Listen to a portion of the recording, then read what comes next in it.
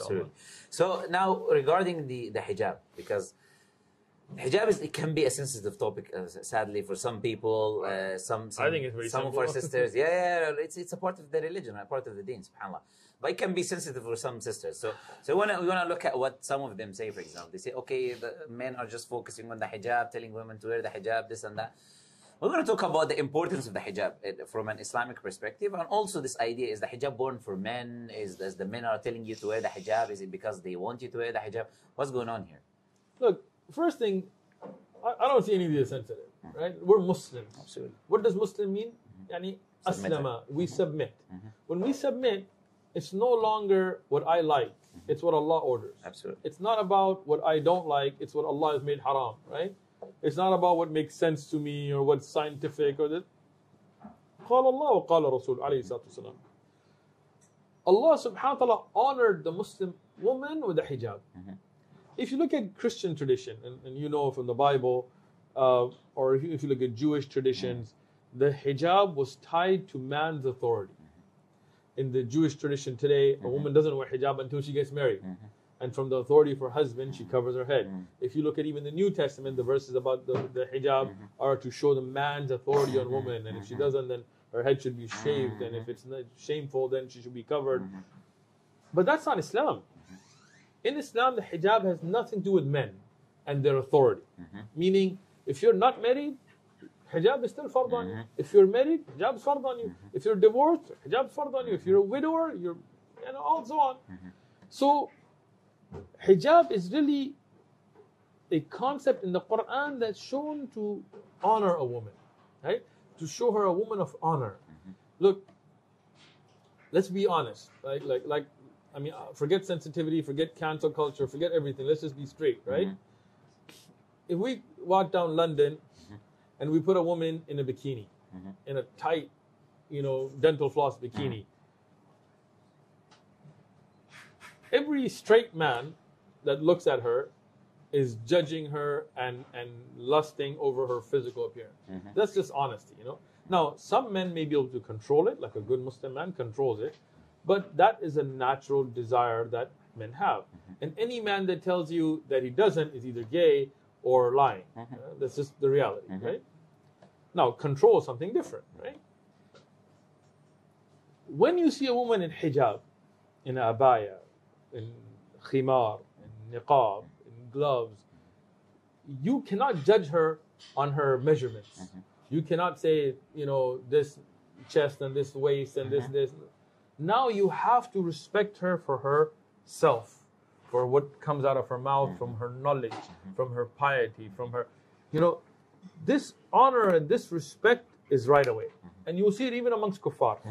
Even a kafir man, even for whatever sense he may have hatred toward Muslim, whatever, but you will see him acting in a respectful way, even if he's harmful, in a respectful way, the woman in abaya and hijab and things. Why?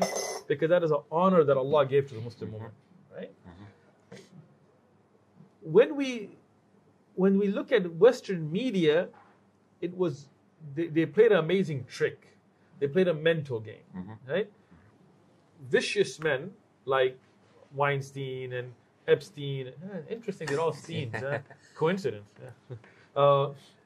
They used these ideas to harm women. They told women, we want to liberate you.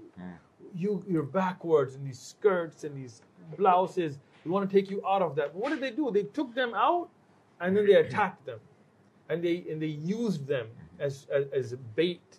They used them as blackmail material. They used them as a way of fulfilling harmful desires and in illicit ways, and then crushed them. I mean, if you look at some of the psychological and physical abuse that went with it, you look at the rape rate, so on. So this is something that they played a trick. And Allah subhanahu wa ta'ala protected our sisters from it.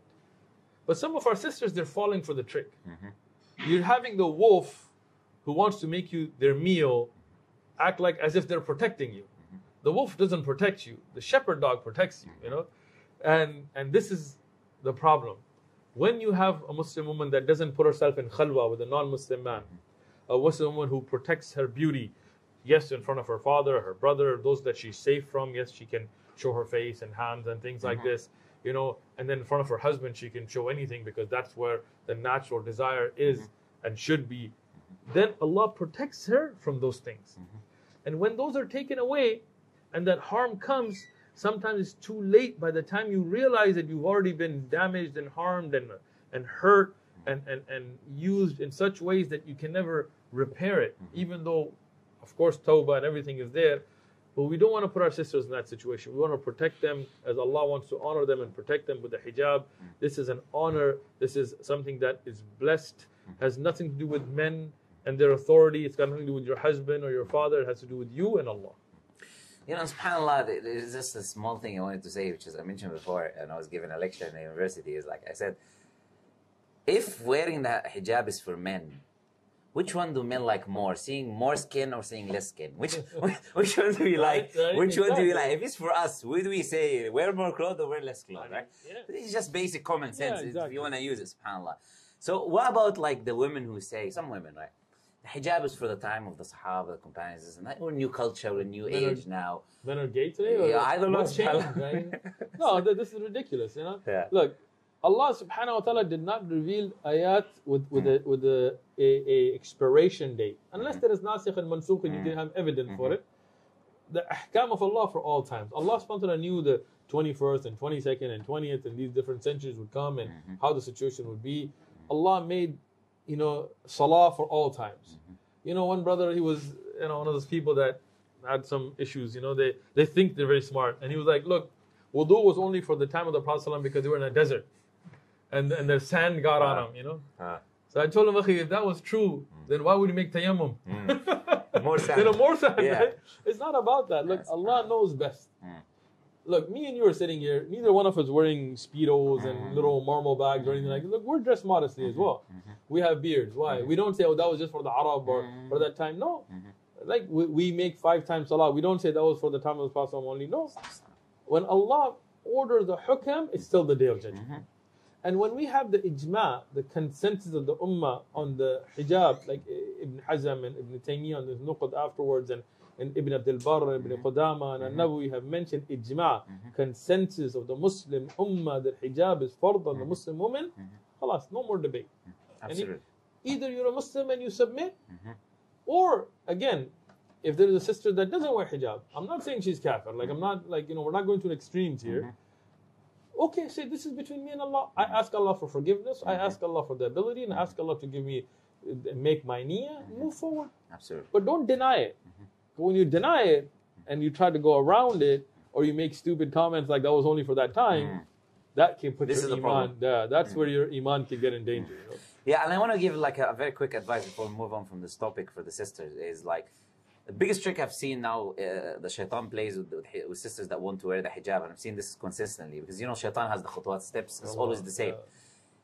That he says to the sister is, don't wear it and take it off. When you wear it, you keep it on. We say, sisters, look, if you wear it for 2 days and take it off, and wear it for 2 days again and take it off, and those 2 days, Allah is pleased with you. You could die in those 2 days in a state that Allah is pleased with you. You don't have sins in these 2 days. Don't listen to the shaitan. If you struggle with it, put it on, take it off, no problem. But in the end, you're struggling in the end to keep it. Don't listen to the shaitan. I'll put it once and forever it's going to remain.